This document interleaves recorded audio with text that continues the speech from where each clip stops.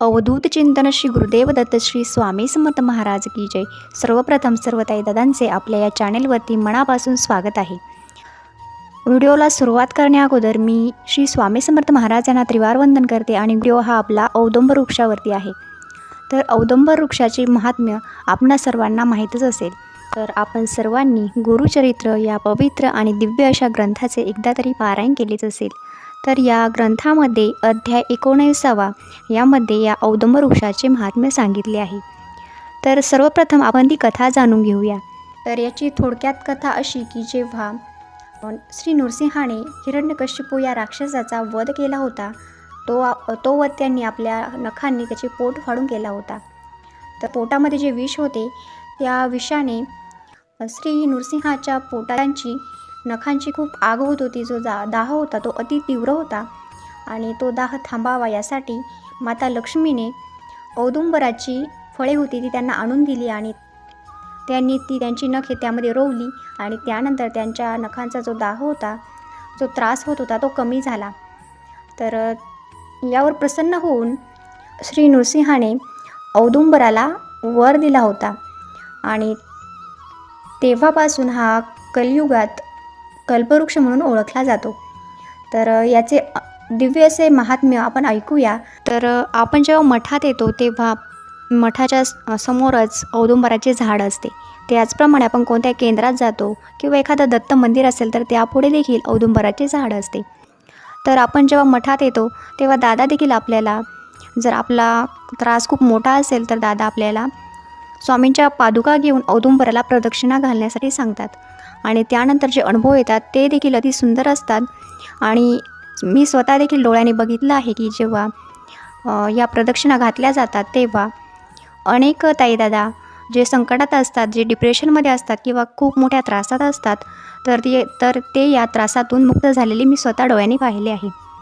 तर औदुंबर वृक्षाचा महिमा अतिशय मोठा आहे आणि कलियुगातील तो कल्पवृक्ष आहे। तर सर्वप्रथम आपण औदुंबर वृक्षाची माहिती जाणून घेऊया। तर हा औदुंबर म्हणजेच उंबर, ज्याला आपण उंबर म्हणतो। तर 21 गुणांनी परिपूर्ण हा वृक्ष आहे। या झाडाखाली साधना करण्याचा मोह दत्त महाराजांना देखील आवरला नव्हता आणि दत्त निवास असलेला हा पवित्र असा वृक्ष कलियुगातील कल्पवृक्षच आहे। औदुंबराचे झाड हे जमिनीखालच्या पाण्याच्या साठ्याचा संकेत देत असतं। ज्या ठिकाणी औदुंबराचे झाड असतं त्याखाली पाण्याचा साठा मोठ्या प्रमाणात असतो। औदुंबराच्या ज्या काड्या असतात त्याचा समिधा म्हणून आपण हवन करतो तेव्हा त्याचा वापर केला असतो। तर जे पवित्र वृक्ष असतात त्यांचाच आपण समिधा म्हणून वापर करतो। आणि अजून एक विशेष म्हणजे या झाडाचं फूल कधीच दिसत नाही। आपण बघतो की प्रत्येक वृक्षाला फूल येतं आणि ते फूल आल्यानंतर त्याला फळ येतं, परंतु औदुंबर हा एकमेव वृक्ष असा आहे की त्याचं फूल कधीच दिसत नाही। तर असं म्हणतात की ज्या भाग्यवान भक्ताला हे फूल दिसतं त्यावर दत्त महाराजांची अखंड कृपा असते आणि म्हणूनच त्या भक्ताला देखील भाग्यवान म्हटलं जातं। औदुंबराच्या प्रत्येक अवयवाचा वापर केला जातो आणि याची जी फळे असतात ती देखील आपण खाऊ शकतो किंवा ही खाल्ली जातात। त्याचप्रमाणे काड्यांचा समिधा म्हणून वापर केला जातो। तर अशा विविध गुणांनी असलेला हा परिपूर्ण वृक्ष आहे। तर जेव्हा आपण औदुंबराच्या झाडाखाली बसून जप करतो तर आपल्यामध्ये आध्यात्मिक उन्नती जास्त प्रमाणात होते।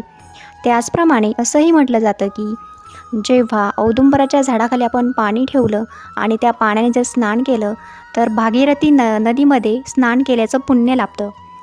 त्याचप्रमाणे औदुंबराला जर प्रदक्षिणा घातल्या तर या प्रदक्षिणा घालताना आपण जी आपली चांगली इच्छा असेल, ज्या इच्छेने आपण प्रदक्षिणा घालतो तर ती इच्छा देखील आपली पूर्ण होते।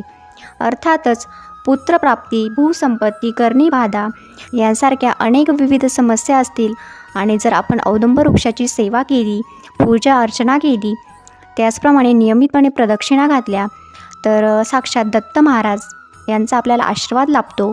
त्यांचा कृपा आशीर्वाद लाभल्यानंतर आपल्या इच्छित मनोकामना नक्कीच पूर्ण होतात। तर आता आपण जाणून घेऊया की औदुंबराच्या झाडाला किती प्रदक्षिणा घालायच्या असतात। तर औदुंबराच्या झाडाला आपण 11, 21, 51, 108 किंवा यापेक्षा जास्त प्रदक्षिणा घालू शकतो. आणि अर्थातच प्रदक्षिणा घालताना आपलं मन चित्त हे एकाग्र असलं पाहिजे. आपण पूर्ण भक्तिभावाने पूर्ण मनाने प्रदक्षिणा घातल्या पाहिजेत. प्रदक्षिणा घालताना आपण मंत्रजप केला पाहिजे. दत्त महाराजांचा कोणताही मंत्र तुम्हाला येत असेल त्या मंत्राचा तुम्ही जप करत जर प्रदक्षिणा घातल्या तर याचे कित्येक पटीने फळ आपल्याला मिळत असते. तर यामध्ये तुम्ही दिगंबरा दिगंबरा श्रीपादवल्लभ दिगंबरा या मंत्राचा जप करून देखील प्रदक्षिणा घालू शकता. त्याचप्रमाणे श्री स्वामी समर्थ किंवा दत्तात्रयांचा कोणता एखादा मंत्र तुम्हाला येत असेल तर त्या मंत्राचे उच्चारण करत तुम्ही प्रदक्षिणा घालू शकता. तर आपल्या मठामध्ये जेव्हा प्रदीपदादा औदुंबराला प्रदक्षिणा घालण्यासाठी सांगतात तर तेव्हा बहुतांश वेळा स्वामींच्या पादुका घेऊन हातामध्ये माळ घेऊन या माळेवर जप करून प्रदक्षिणा घालण्यासाठी सांगतात.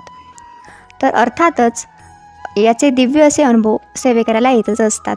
याचप्रमाणे आपल्या घराजवळ जर एखादा औदुंब वृक्ष असेल तर त्याला आपण जल अर्पण केले पाहिजे, त्याची पूजा केली पाहिजे, प्रदक्षिणा घातल्या पाहिजे आणि निश्चितच आपल्याला सुंदर असे अनुभव येतात. आपल्या जीवनामध्ये चांगल्या गोष्टी घडू लागतात. जे नैराश्य करणारे विचार असतात ते देखील दूर होतात, कारण साक्षात दत्तप्रभूंचा निवास या वृक्षामध्ये असतो. त्याचप्रमाणे आपण जर या औदुंब वृक्षाखाली बसून जर एखाद्या पवित्र ग्रंथाचे पारायण केले, जसे की गुरुचरित्र, श्रीपादशिवल्लभ चरित्र, स्वामीचरित्र, असं कोणत्याही एखाद्या पवित्र ग्रंथाचे आपण जर पारायण केले तर याचे फळ देखील आपल्याला सहस्रपटीने मिळत असतं. आणि आपली जी इच्छित मनोकामना असते, चांगली इच्छा असते, ती नक्कीच दत्त महाराज पूर्ण करतात. कारण या वृक्षातून जी प्राणशक्ती निघते तर ती सूक्ष्म रूपाने दत्त महाराजांचीच प्राणशक्ती असते आणि साक्षात दत्त महाराजच या वृक्षाखाली निवास करत असतात. म्हणूनच आपल्याला त्याचे लाखो पटीने फायदे होतात आणि त्याचे फळ देखील मिळत असते. दत्तरूपी श्री गुरूंनी देखील श्री नृसिंह जपाची उपासना या वृक्षाखाली बसूनच केली होती. म्हणूनच आपण या औदुंब वृक्षाची सेवा करायला पाहिजे. आता सेवा करायला पाहिजे म्हणजे काय, तर आपण या वृक्षाला नियमितपणे जल अर्पण केले पाहिजे, त्याची पूजा अर्चना केली पाहिजे. त्याचप्रमाणे आपल्याला जमेल तशा प्रदक्षिणा देखील या वृक्षाला घातल्या पाहिजे, जेणेकरून आपल्या जीवनामध्ये देखील सुख समृद्धी नांदेल. आपली एखादी इच्छा असेल, चांगली इच्छा असेल तर ती नक्कीच दत्त महाराज पूर्ण करतील. किंवा आपल्या आयुष्यात जर अडीअडचणी येत असतील तर यावरील देखील आपल्याला मार्ग निघेल. तर यासाठी आपण या औदुंब वृक्षाची सेवा करायची आहे. तर याचप्रमाणे आपण एखाद्या केंद्रात गेलो, मठात गेलो किंवा दत्त मंदिरात गेलो तर आपण औदुंबराच्या झाडाला प्रदक्षिणा घालायची आहे. अर्थातच प्रदक्षिणा घालताना मन एकाग्र करायचं आहे. अगदी मनोभावे निर्मळ मनाने आपण या औदुंबराच्या झाडाला प्रदक्षिणा घालायच्या आहेत. इतरांशी गप्पा न मारता, इतर विचार डोक्यातून काढून टाकून आपण अगदी मनोभावे या औदुंबराच्या झाडाला प्रदक्षिणा घालायची आहे. निश्चितच तुम्हाला देखील सुंदर अनुभव येतील आणि तुमच्या इच्छित मनोकामना पूर्ण होतील. तर कसा वाटला तुम्हाला हा व्हिडिओ ते तुम्ही मला कॉमेंट बॉक्समध्ये कॉमेंट करून नक्की सांगा. आणि या व्यतिरिक्त जर तुम्हाला आणखी काही माहिती असेल तर ती माहिती देखील तुम्ही माझ्यापर्यंत पोहोचवू शकता. तर आजचा व्हिडिओ इथे संपूया. भेटूया पुढील व्हिडिओमध्ये अशाच काही नवीन माहितीसोबत, अनुभवांसोबत. तोपर्यंत तुम्हा सर्वांना श्री स्वामी समर्थ.